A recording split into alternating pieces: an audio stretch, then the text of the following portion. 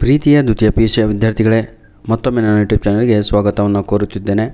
ಈಗಾಗಲೇ ಪ್ರತಿಯೊಂದು ಕೋರ್ ಸಬ್ಜೆಕ್ಟಿನ ಅಂದರೆ ಸೈನ್ಸ್ ವಿದ್ಯಾರ್ಥಿಗಳಿಗೆ chemistry, physics, maths, bio, computer science ಹಾಗೂ ನಮ್ಮ ಆರ್ಟ್ಸ್ ವಿದ್ಯಾರ್ಥಿಗಳಿಗೆ political science, history, economics, business studies ಎಲ್ಲದೂ ಕೂಡ ಅಪ್ಲೋಡ್ ಆಗಿದೆ. ಈಗ ಇವತ್ತು ಈ ಒಂದು ವಿಡಿಯೋದಲ್ಲಿ ನಿಮಗೆಲ್ಲರಿಗೂ ಕೂಡ ದ್ವಿತೀಯ PUCಯ ವಾರ್ಷಿಕ ಪರೀಕ್ಷೆ 3ರ ಮಾದರಿ ಉತ್ತರಗಳನ್ನು ಅಪ್ಲೋಡನ್ನು ಮಾಡಿಕೊಡುತ್ತಿದ್ದೇನೆ. ದಯವಿಟ್ಟು ಈ ಎಕ್ಸಾಮ್ 3 ಯಾರೆಲ್ಲ ಕನ್ನಡ ಎಕ್ಸಾಮ್ ಬರೆದಿದ್ರೋ ಅಂಥ ವಿದ್ಯಾರ್ಥಿಗಳು ದಯವಿಟ್ಟು ತಾಗಳು ಏನು ಮಾಡಬೇಕು ಅಂದರೆ ನಿಮ್ಮ ಬಳಿ ಇರುವಂಥ ಪ್ರಶ್ನೆ ಪತ್ರಿಕೆ ಯಾವ ಆನ್ಸರನ್ನು ಬರೆದಿದ್ರಿ ಸರಿನೋ ತಪ್ಪೋ ಅಂತ ಕ್ರಾಸ್ ಚೆಕ್ ಮಾಡಿಕೊಳ್ಳಿ. ಇದೇ ಒಂದು ಕೀ ಆನ್ಸರನ್ನು ಇಟ್ಕೊಂಡು ನಿಮ್ಮ ಉತ್ತರ ಪತ್ರಿಕೆಗಳನ್ನು ಇವ್ಯಾಲ್ಯೂಯೇಷನ್ ಮಾಡ್ತಾರೆ. ಈಗ ಬನ್ನಿ ಆನ್ಸರ್ಗಳನ್ನು ನೋಡ್ತಾ ಹೋಗೋಣ. ಮೊದಲನೇದಾಗಿ MCQs ಭಾಗದಲ್ಲಿ ಫಸ್ಟ್ ಕ್ವಶನ್ಗೆ ಸರಿಯಾದ ಉತ್ತರ ರಾವಣನ ಅವಿವೇಕತನದಿಂದ ಆತನ ಕುಲದ ಹಿರಿಮೆ ಅಳಿಯಿತು ಅನ್ನುವಂಥದ್ದು ಸರಿಯಾದ ಉತ್ತರ. ಕ್ವಶನ್ ನಂಬರ್ 2 ನಾವು ನೋಡೋದಾದರೆ ಸಮುದ್ರ ಅನ್ನುವಂಥದ್ದು ಸರಿಯಾದ ಉತ್ತರ ಆಗಿರುತ್ತೆ. ಕ್ವಶನ್ ನಂಬರ್ 3 ಅದರಲ್ಲಿ ಭಿನ್ನಾಣದ ಮಾತಿಗೆ ಅನ್ನುವಂಥದ್ದು ಸರಿಯಾದ ಉತ್ತರ ಆಗಿರುತ್ತೆ. ಕ್ವಶನ್ ನಂಬರ್ 4 ಅಸ್ಸಾಂ ಅನ್ನುವಂಥದ್ದು ಸರಿಯಾದ ಉತ್ತರ ಆಗಿರುತ್ತೆ. ಕ್ವಶನ್ ನಂಬರ್ 5 ಗಂಜಿಗೆ ಅನ್ನುವಂಥದ್ದು ಸರಿಯಾದ ಉತ್ತರ ಆಗಿರುತ್ತೆ.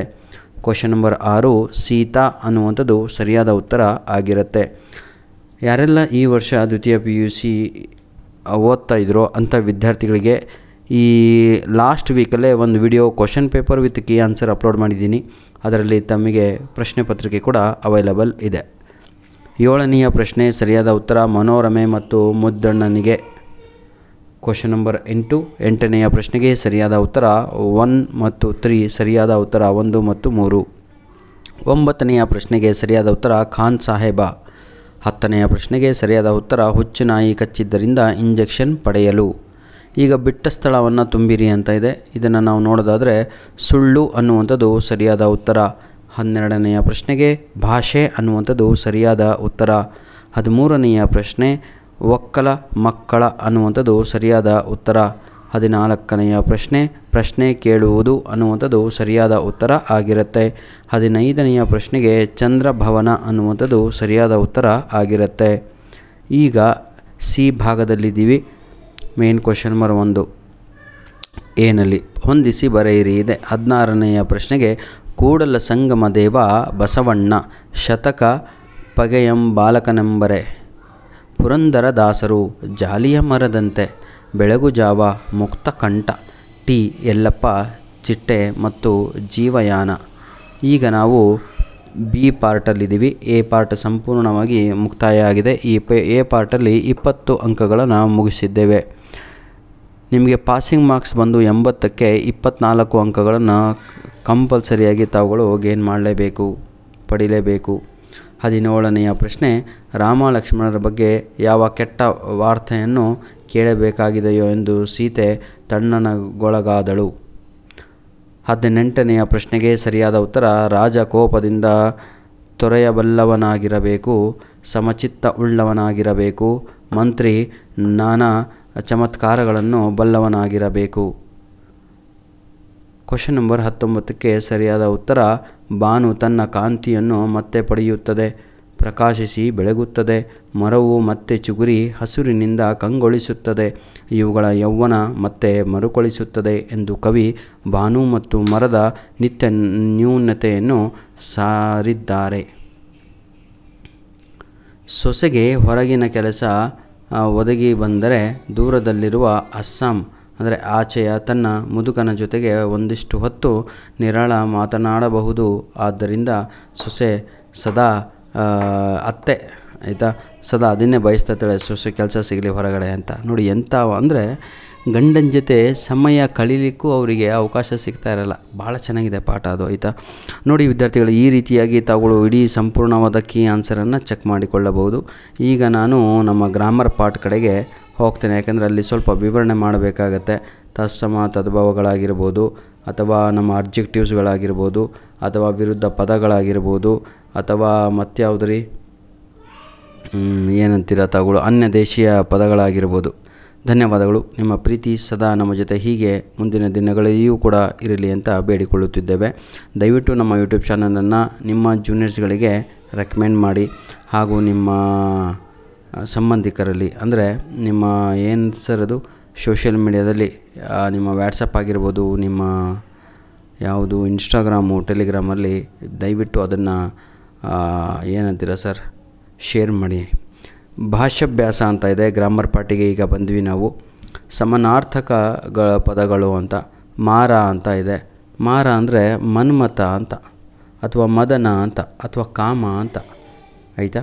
ಇನ್ನು ಬಹಳ ಇದ್ದಾವೆ. ಯಾವುದಾದ್ರೂ ಒಂದು ಬರೆದ್ರೆ 2 ಬರೆದ್ರೆ ಸಾಕು ತಾವು. 2 ಅಂಕದ ಪ್ರಶ್ನೆಗಳು. ಕರ್ಮ ಅಂತ ಇದೆ. ಕರ್ಮ ಅಂದರೆ ಕೆಲಸ ಅಂತ ಅಥವಾ ಕಾರ್ಯ ಅಂತ ಅಥವಾ ಉದ್ಯೋಗ ಅಂತ ಆಯಿತಾ. ಬಂಗಾರ ಅಂತ ಇದೆ. ಬಂಗಾರಕ್ಕೆ ಚಿನ್ನ ಅಂತ ಕರಿತೀವಿ, ಕನಕ ಅಂತ ಕರಿತೀವಿ, ಹೊನ್ನು ಅಂತ ಕರಿತೀವಿ. ನೋಡಿ, ಇದು ಸಮಾನಾರ್ಥಕ ಅಂತ ಹೇಳಿದರೆ ಸಿಮಿಲರ್ ಸಿನಾನಿಮ್ಸ್ ಅಂತ, ಸಿಮಿಲರ್ ವರ್ಡ್ಸ್ ಅಂತ ಆಯಿತಾ. ತತ್ಸಮ ತದ್ಭವ ರೂಪಗಳು ಅಂತ ಯೋಗಿ ಅಂತ ಕೊಟ್ಟಿದ್ದಾರೆ, ಅದಕ್ಕೆ ಜೋಗಿ ಅಂತ ಬರೀರಿ. ಆಗಸ ಇದೆ, ಅಗಸ ಅಂತ ಬರೀರಿ. ಅಮೃತ ಅಮರಧು ಅಂತ ಬರೀಬೇಕು. ನೆಕ್ಸ್ಟ್ ಗುಣವಾಚಕಗಳು ಅಂತ. ಗುಣವನ್ನು ನೋವಿನ ಗುಣ ಹೇಳುತ್ತಲ್ವ ಅದೇ ಅಬ್ಜೆಕ್ಟಿವ್ ಅಂತ ಆಯಿತಾ. ಹುಸಿ ನಿದ್ದೆ. ನಿದ್ದೆ ಯಾವ ರೀತಿಯಾಗಿತ್ತು? ಹುಸಿ ಅಂತ. ಹುಸಿ ಅಂದ್ರೇ ಉತ್ತರ. ದುರ್ಗಂಧ. ಗಂಧಕ್ಕೆ ಏನು ಸೇರಿದರೆ ಇಲ್ಲಿ ದುರ್ ಅಂತ. ದುರ್ ಅನ್ನೋದೇ ಕೆಟ್ಟ ಅಂತ, ಅದೇ ಆನ್ಸರು. ಗಟ್ಟಿ ಪಾದ. ಪಾದ ಹೇಗಿದೆ? ಗಟ್ಟಿ. ಗಟ್ಟಿ ಅನ್ನುವಂಥದ್ದೇ ಆನ್ಸರ್. ಹೇಗಿದೆ ಯಾವುದು ಅಂತ ಕೇಳ್ತೀವಲ್ವ ಅದೇ ಗುಣವಾಚಕ ಆಗಿರುತ್ತೆ. ಈಗ ಇಸ್ಲಾಂ ಸರ್ ವಾಯ್ಸ್ ಹೇಗಿದೆ? ಕರ್ಕಶವಾಗಿದೆಯೋ ಅಥವಾ ಮೃದುವಾಗಿದೆಯೋ ಅಥವಾ ಇಂಪಾಗಿದೆಯೋ? ಹೌದಲ್ವ. ಇಸ್ಲಾಂ ಅನ್ನುವಂಥದ್ದು ಈಗ ಇಲ್ಲಿ ನೌನ್ ಆಗುತ್ತೆ. ಅದನ್ನು ಹೊಗಳುವಂಥದ್ದು ಕಾರ್ಯವನ್ನು, ಅದನ್ನೇ ನಾವು ಗುಣವಾಚಕ ಅಂತ ಕರೆಯುತ್ತೇವೆ. ಈಗ 48ನೆಯ ಪ್ರಶ್ನೆ ಕ್ರಿಯಾಪದಗಳು ಅಂತ ಇದೆ ಆಯಿತಾ. ಧಾತು ರೂಪಗಳನ್ನು ಬರೆಯಿರಿ ಇಲ್ಲಿ. ನಿಂತನು, ನಿಲ್ಲು ಅಂತ. ಹಾಡುವರು, ಹಾಡು. ಓದುವಳು, ಓದು. ವಿಭಕ್ತಿಗಳಲ್ಲಿ ಮೊಮ್ಮಗಳನ್ನು ಅಂತ ಇದೆ. ಅನ್ನು ಅನ್ನುವಂಥದ್ದು ವಿಭಕ್ತಿ ಪ್ರತ್ಯಯ. ಇದರಲ್ಲಿ ದ್ವಿತೀಯ ವಿಭಕ್ತಿ ಅಂತ ನಾವು ಕರೆಯುತ್ತೇವೆ. ಗದ್ಯಧೋಳ್ ಅಂತ ಇದೆ. ಇದು ಯಾವ ವಿಭಕ್ತಿ ಅಂತ ಹೇಳಿದರೆ ಸಪ್ತಮಿ ವಿಭಕ್ತಿ ಅಂತ ಆಯಿತಾ. ಒಳ್ ಅಂತ. ಕೀರ್ತಿಗೆ ಅಂತ ಇದೆ. ಇದರಲ್ಲಿ ಯಾವುದಪ್ಪ ವಿಭಕ್ತಿ ಇದು? ಕೀರ್ತಿಗೆ ಅಂದರೆ ಗೆ. ಚತುರ್ಥಿ ವಿಭಕ್ತಿ ಅನ್ನುವಂಥದ್ದು ಸರಿಯಾದ ಉತ್ತರ ಆಗಿರುತ್ತೆ. ಈ 3ರಲ್ಲಿ ಯಾವುದಾದ್ರೂ 2 ಮಾತ್ರ ತಾವುಗಳು ಎಕ್ಸಾಮಲ್ಲಿ ಬರಿಬೇಕಾದದ್ದು. ನೋಡಿ, ಗಟ್ಟುಗಳು ಅಂತ ಇದೆ. ಮೊರೆ ಹೋಗು, ಗತಿಗಾಣಿಸು, ಮೂಗು ತೋರಿಸು ಅಂತ ಇದೆ. ತೂರಿಸು. ವಿದ್ಯಾರ್ಥಿಗಳು ಈ ನುಡಿಗಟ್ಟುಗಳನ್ನು ಅರ್ಥಪೂರ್ಣವಾಗಿ ಬಳಸಿ ವಾಕ್ಯ ರಚನೆ ಮಾಡಿದ್ದಲ್ಲಿ ಗಮನಿಸಿ ಅಂಕ ನೀಡಬಹುದು ಅಂತ ಇದೆ. ಏನು? ಮೊರೆ ಹೋಗು, ಗತಿಗಾಣಿಸು, ಮೂಗು ತೋರಿಸು ಆಯಿತಾ. ಇದನ್ನು ಬರೀತೀರಾ. ಪ್ರಬಂಧ ರಚನೆ ಇದೆ. ಪ್ರಬಂಧವನ್ನು ತಾವುಗಳು 1 ಪೇಜ್ ಗಂಟಲೆ ಬರೀಬೇಕು. ಪೀಠಿಕೆ ಬರೆದ್ರೆ, ಪೀಠಿಕೆ ಅಂದರೆ ಇಂಟ್ರೊಡಕ್ಷನ್ ಬರೆದ್ರೆ 1 ಅಂಕ ಸಿಗತ್ತೆ. ವಿಷಯ ಪ್ರತಿಪಾದನೆ ಅಂತ ಏನು ಟಾಪಿಕ್ ಕೊಟ್ಟಾದರೂ ಅದರ ಬಗ್ಗೆ ಸಂಪೂರ್ಣವಾಗಿ ಬರೆದ್ರೆ 2 ಅಂಕ ಸಿಗುತ್ತೆ. ನಂತರದಲ್ಲಿ ಮುಕ್ತಾಯ ಅಂತ ಇದೆ. ಮುಕ್ತಾಯ ಅಂದರೆ ಕನ್ಕ್ಲೂಷನ್ ಅಂತ, ಉಪಸಂಹಾರ. ಅದನ್ನು ಕರೆಕ್ಟಾಗಿ ಬರೆದ್ರೆ ಅದಕ್ಕೆ 1 ಅಂಕ ಇರುತ್ತೆ. ತದನಂತರ ನಮಗೆ 52ನೆಯ ಮೇನ್ ಕ್ವಶನಲ್ಲಿ ಪತ್ರಲೇಖನ ನೋಡ್ಬೋದು ನಾವು.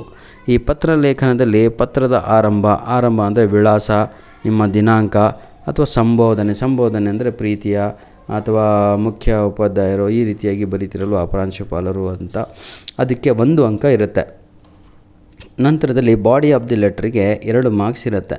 ಮುಕ್ತಾಯಕ್ಕೆ 1 ಮಾರ್ಕ್ಸ್ ಇರುತ್ತೆ. ಸಂಪೂರ್ಣವಾಗಿ ಸೇರಿಬಿಟ್ಟು 4 ಮಾರ್ಕ್ಸು ಲೆಟರ್ ರೈಟಿಂಗ್ಗೆ ಇಲ್ಲಿ ನೀಡಿದ್ದಾರೆ. ಧನ್ಯವಾದಗಳು. ನಿಮ್ಮ ಪ್ರೀತಿ ನಮ್ಮ ಜೊತೆ ಸದಾ ಹೀಗೆ ಇರಲಿ ಮುಂದಿನ ದಿನಗಳಲ್ಲಿ ಅಂತ ಹೇಳ್ತಾ ವಿಡಿಯೋವನ್ನು ಇಲ್ಲಿಗೆ ಮುಗಿಸ್ತಾ ಇದ್ದೇವೆ. God bless you all the best for your future.